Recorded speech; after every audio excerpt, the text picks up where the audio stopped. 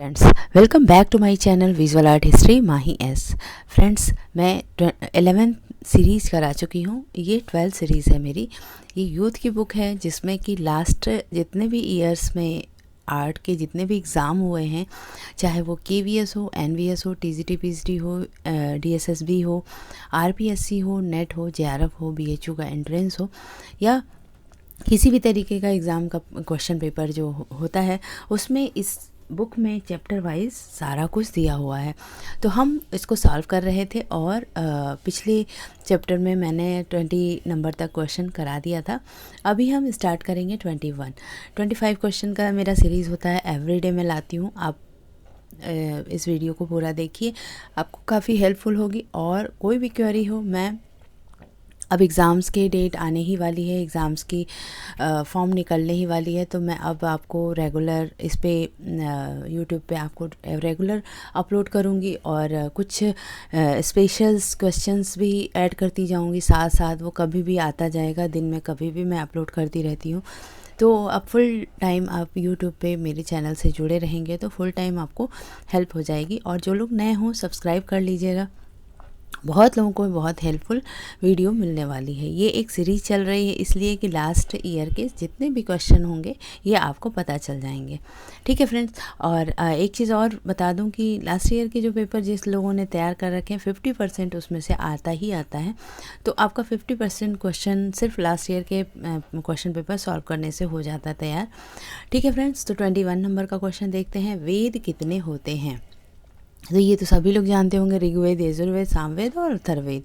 तो 4 वेद होते हैं। ठीक है, 4 वेद होते हैं। प्राचीन नालंदा विश्वविद्यालय किस राज्य में स्थित है? गुजरात, पश्चिम बंगाल, उत्तर प्रदेश या बिहार?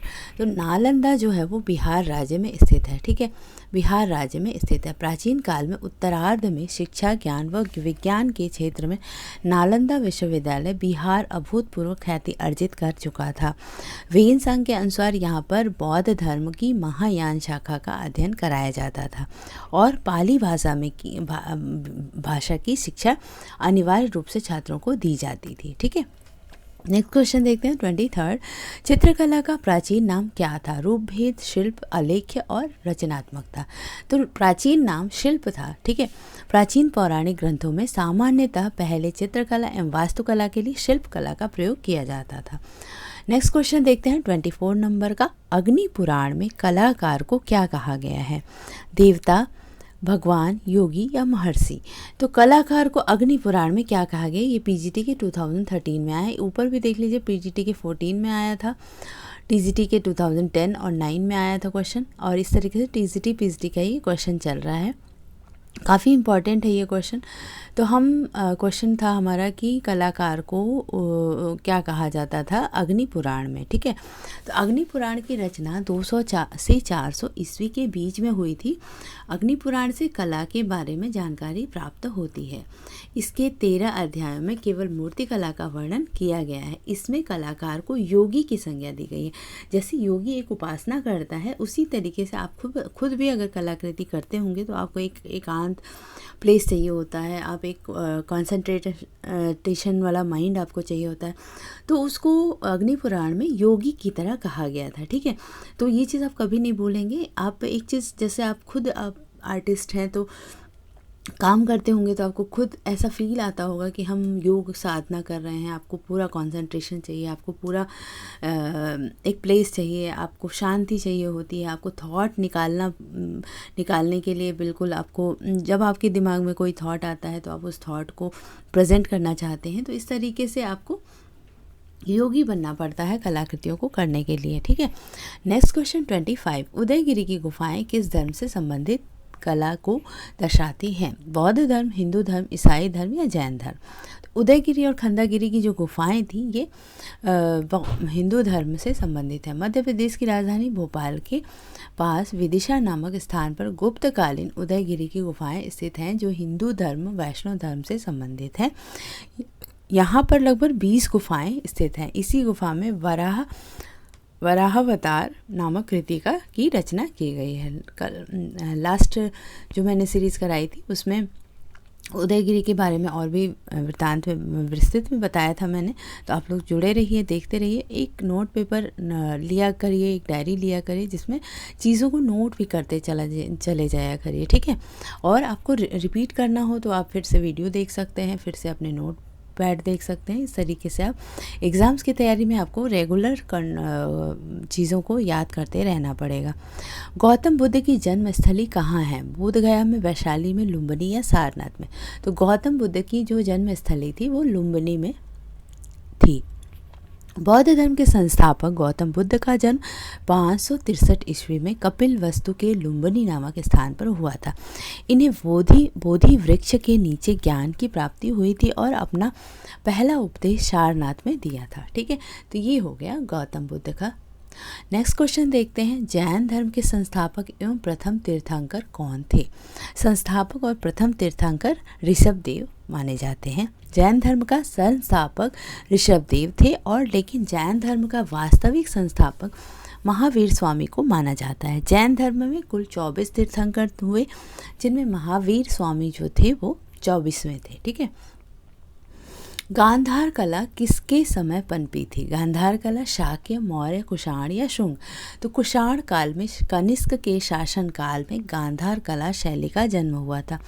गांधार कला शैली में काली स्लेटी रंग के पत्थरों से बौद्ध धर्म से संबंधित मूर्तियों का निर्माण किया गया था, ठीक है। पौराणिक रूप से चित्रकला की उत्पत्ति से संबंधित कथा का वर्णन मिलता है कहाँ पर? चित्रसूत्रम में, चित्रलक्षणम में, कामसूत्र में या रामायण में, ठीक है। तो चित्रलक्षणम में पौराणिक रूप से चित्रकला की उत्पत्ति से संबंधित कला का वर्णन मिलता है। इस ग्रंथ में नग्नजीत नामक राजा ने चित्र की रचना की थी, और उस चित्र में ब्रह्मा जी ने जान डालकर चित्र में बने बालक को जिंदा कर दिया था। इसी कारण ब्रह्मा को प्रथम चित्रकार माना जाता है, और चित्र लक्षण में ये जिक्र हुआ है, इसलिए चित्रकला की उत्पत्ति चित्र लक्षणम से मानी जाती है, ठीक है। नेक्स्ट क्वेश्चन देखेंगे, आदिकाल की चित्रकला कब से कब तक मानी जाती है?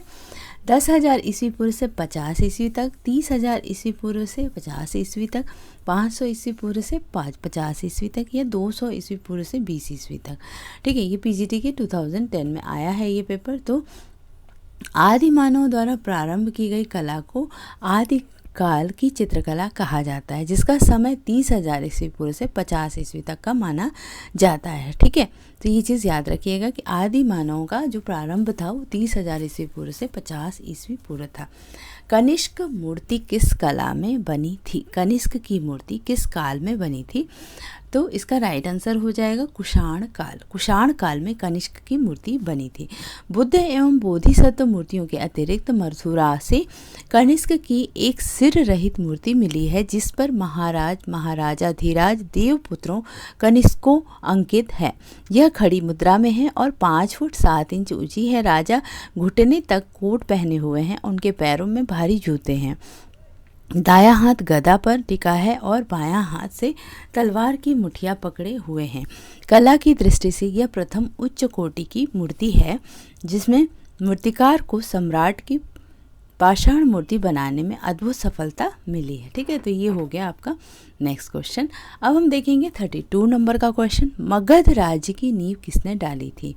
तो राइट आंसर इसका हो जाएगा मगध राज की नींव बिंबिसार ने डाली थी, ठीक है। ऐसे याद करते रहिएगा, मगध राज की नींव बिंबिसार ने डाली थी।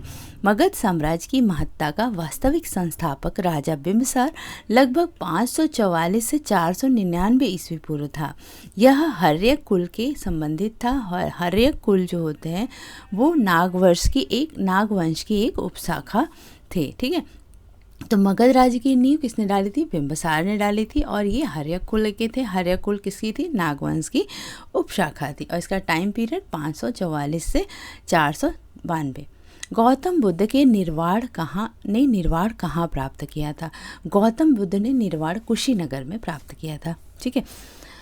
विभिन्न स्थानों का भ्रमण करते हुए तथा लोगों को अपने मत की दीक्षा देते हुए बुद्ध मल्लों की राजधानी पावा पहुँचे और यहाँ चुंद नामक लुहार के आम्र वाटिका में ठहरे। उसने बुद्ध को भोजन दिया, उसमें उन्हें सूकर मद्दव खाने को दिया गया। कुछ विद्वानों ने इसका अर्थ सुअर का मध्य एवं मांस बताया, किंतु यह तर्क संगत नहीं है। वस्तुतः यह कोई वनस्पति थी जो सुअर के मांद के पास उगती थी, जैसे कुकुरमुत्ता आदि। इससे उन्हें रक्तातिसार हो गया और भयानक पीड़ा उत्पन्न हुई। इस वेदना को सहन करते हुए वे कुशीनारा पहुँचे। यहीं 483 ईस्वी पूर्व में 80 वर्ष की आयु में उन्होंने शरीर त्याग दिया। इसे बौद्ध ग्रंथों में महापरिनिर्वाण कहा जाता है। ठीक है, तो इसमें काफ़ी अच्छे से डिस्क्राइब किया हुआ है। इसे महापरिनिर्वाण कहते हैं और कैसे उनकी डेथ होती है, सारा कुछ यहाँ पे बहुत ही अच्छे से डिटेल में दिया हुआ है। ठीक है, नेक्स्ट क्वेश्चन था मूर्ति कला की वह शैली क्या है जो ग्रीक रोमन कला से प्रभावित रही है। प्रभावित जो रही ग्रीक रोमन कला से कौन सी थी? मथुरा, मरुद, गांधार या मौर्यकालीन। तो गांधार यहाँ पर राइट आंसर दिया हुआ है, टीजीटी के 2009 में आया है। मूर्तिकला की वह शैली क्या है जो ग्रीक रोमन कला से प्रभावित रही है? वो गांधार शैली थी। गांधार शैली में भारतीय विषयों को यूनानी ढंग से व्यक्त किया गया था। इस पर रोमन कला का भी प्रभाव पड़ा है। इसका विषय केवल बौद्ध है और इसी कारण कभी कभी इस कला को यूनानी बौद्ध, ग्रीको बुद्धिस्टो, इंडो ग्रीक अथवा ग्रीको रोमन यूनानी रोमीय कला भी कहा जाता है। ठीक है, इस शैली की मूर्तियां अफगानिस्तान तथा पाकिस्तान के अनेक प्राचीन स्थलों से प्राप्त हुई हैं। इसका प्रमुख केंद्र कहाँ था? गांधार था और इसी कारण यह गांधार कला के नाम से लोकप्रिय हुई थी। ठीक है, अब नेक्स्ट क्वेश्चन देखते हैं। क्वेश्चन नंबर 35, वेदों की रचना किस भाषा में हुई थी? वेदों की रचना किस भाषा में हुई थी? तो वेदों की रचना जो हुई थी वो संस्कृत भाषा में हुई थी। टीजीटी 2009 में ये क्वेश्चन आया हुआ है। भारत का प्राचीन साहित्य अत्यंत विशाल है। यह प्रधानतः संस्कृत भाषा में लिपिबद्ध किया गया है। भारत की प्राचीनतम लिपि ब्राह्मी है और परंपरा के अनुसार इसकी उत्पत्ति स्वयं ब्रह्मा से हुई थी। वेदों की रचना भी संस्कृत भाषा में की गई थी। भगवान बुद्ध ने अपना पहला उपदेश कहाँ दिया था? तो ये तो यूपी के लोग हैं तो सभी को पता होगा। सारनाथ में इन्होंने अपना प्रथम उपदेश दिया था, जहाँ 5 ब्राह्मण उनके प्रथम शिष्य बने। इसके बाद उन्होंने अपने धर्म का प्रचार प्रारंभ किया। अभी भी वहाँ पर बुद्ध और 5 उनके शिष्य बैठे हुए स्टैच्यू बनाकर रखा गया है। सारनाथ में आप अगर जाते हैं तो वहाँ देख सकते हैं। नेक्स्ट क्वेश्चन है 37, इंडो आर्य कौन सी भाषा बोला करते थे? इंडो आर्य जो थे वो संस्कृत भाषा बोला करते थे। टीजीटी 2009 में ये क्वेश्चन आया है। क्वेश्चन नंबर 38, पल्लव कला के अंतर्गत किन कला केंद्रों का विकास हुआ है? पल्लव कला केंद्रों के अंतर्गत महाबलीपुरम का विकास हुआ। चेन्नई से 60 किलोमीटर दूर स्थित महाबलीपुरम एक सुंदर समुद्र तट है। यहाँ पर पल्लव वंश के शासकों द्वारा मंदिर बनवाया गया था। 39 क्वेश्चन, खंडगिरी तथा उदयगिरी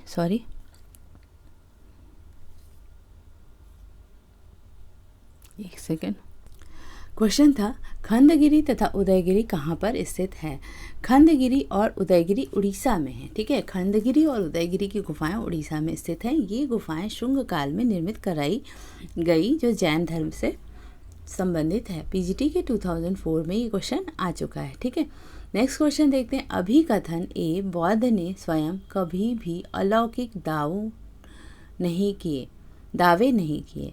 तर्क क्या है? उन्होंने सचमुच शाश्वत आत्मा के विचार को अस्वीकार किया था। ठीक है, इसका आंसर क्या होगा? ए और आर दोनों सही है। बुद्ध ने स्वयं कभी भी अलौकिक दावे नहीं किए। उन्होंने सचमुच शाश्वत आत्मा के विचार को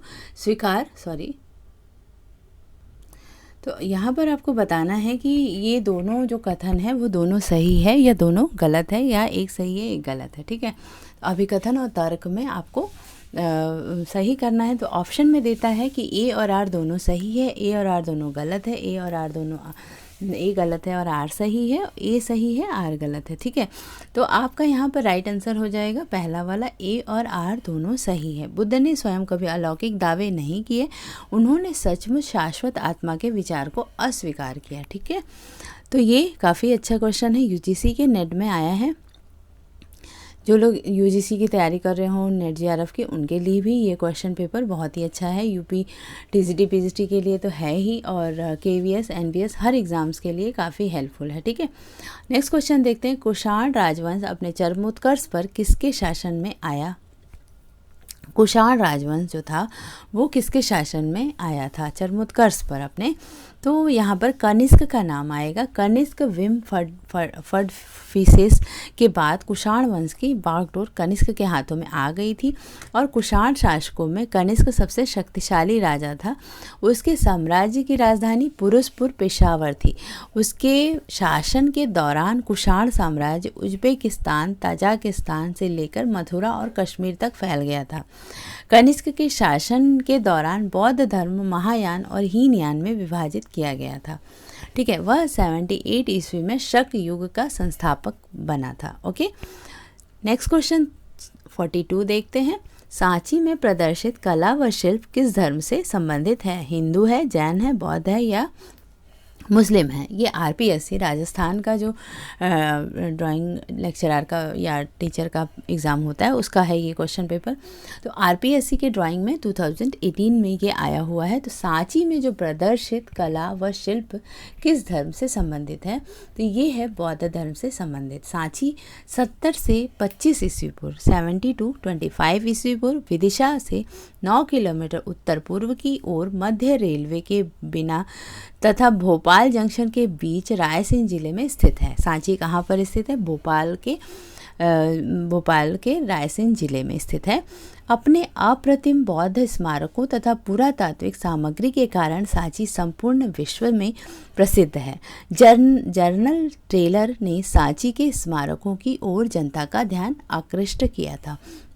क्वेश्चन ऐसे आ सकता है कि सांची के स्मारक को किसने जनता के समक्ष लाया या किसने खोजा, किसने उसके बारे में बताया? तो जर्नल टेलर ने सांची की स्मारकों को जनता की तरफ ध्यान आकर्षित किया था। ठीक है, अशोक द्वारा सीमित 84,000 स्तूपों में सांची भी एक है, जिसमें स्तूप 1, 2, 3 सुरक्षित अवस्था में मिले हैं। सांची में संभव मौर्य सम्राट अशोक 273 से 237।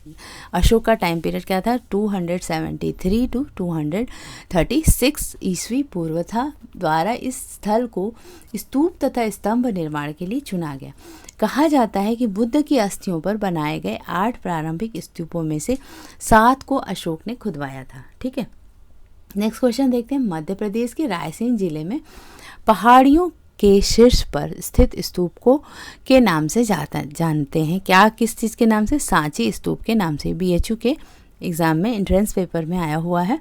सांची भारत के मध्य प्रदेश के रायसेन जिले में स्थित है। बेतवा नदी के तट पर एक छोटा सा गांव है। ये भोपाल से 47 किलोमीटर 46 किलोमीटर पूर्वोत्तर में एक बेस नगर और विदिशा से 10 किलोमीटर की दूरी पर बेसनगर और विदिशा से 10 किलोमीटर की दूरी पर मध्य प्रदेश भाग में स्थित है। इसमें अपनी अप्रतिम बौद्ध स्मारकों तथा पुरातात्विक सामग्री के कारण सांची संपूर्ण विश्व प्रसिद्ध है। जर्नल टेलर ने जनता का ध्यान सांची स्मारकों की ओर आकृष्ट किया था। अशोक द्वारा निर्मित 84,000 स्तूपों में सांची भी एक है। भरहूत स्तूप 185 से 80 ईस्वी पूर्व शुंगों के शासनकाल में निर्मित किया गया था। शुंगकालीन मूर्तिकला का दूसरा मुख्य केंद्र क्या है? भरहूत है। ठीक है, जो मूर्तिकला की दृष्टि से बहुत महत्वपूर्ण है और यह स्थान मध्य प्रदेश के सतना जिले में, क्या? भरहूत मध्य प्रदेश के सतना जिले में है। ओके, नेक्स्ट क्वेश्चन देखते हैं। Question number 44। अब यहाँ पे अमरावती के बारे में भी दिया हुआ है। तो अमरावती स्तूप शुंग कुषाण काल में दक्षिण भारत में गोदावरी और कृष्णा नदी के बीच कला की एक अन्य शैली का विकास हुआ। इसका प्रधान केंद्र अमरावती था, जो तृतीय शताब्दी में विकास की चरम सीमा पर था। सारनाथ वाराणसी से लगभग 10 किलोमीटर दूर स्थित सारनाथ प्रसिद्ध बौद्ध तीर्थ है। पहले इसका नाम ऋषिपत्तन भृगदाव था। ज्ञान प्राप्त करने के बाद गौतम बुद्ध ने अपना प्रथम उद्देश्य यही दिया था। ठीक है, नेक्स्ट क्वेश्चन है 44। गौतम बुद्ध ने अपना प्रथम प्रवचन दिया था। तो ये हो गया आपका सारनाथ में। बौद्ध धर्म के प्रवर्तक गौतम बुद्ध या सिद्धार्थ का जन्म कपिलवस्तु के लुम्बिनी नामक ग्राम में शाक के क्षत्रिय कुल में 566 ईस्वी पूर्व में हुआ था। इनके पिता शुद्धोदन शाक के गढ़ के मुखिया थे और माता महामाया कोलीय वंशी थे। 29 वर्ष की अवस्था में गौतम ने गृह त्याग दिया। इस घटना को महाभिनिष्क्रमण कहते हैं और 6 वर्ष की कठिन तपस्या के बाद 35 वर्ष की आयु में वैशाखी पूर्णिमा की रात एक पीपल के वृक्ष के नीचे सिद्धार्थ को ज्ञान प्राप्त हुआ था।